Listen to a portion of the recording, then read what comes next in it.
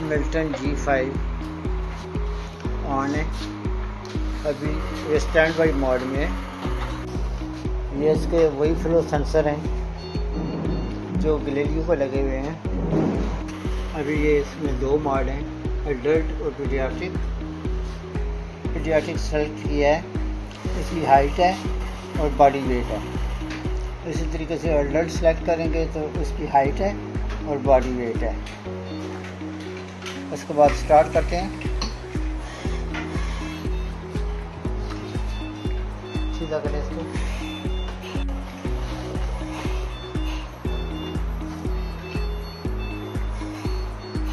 ठीक है, ये अभी ब्रेथ आना शुरू हो गया।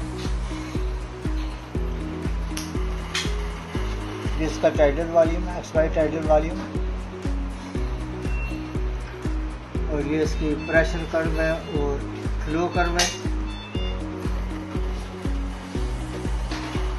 ये इसके मॉड हैं,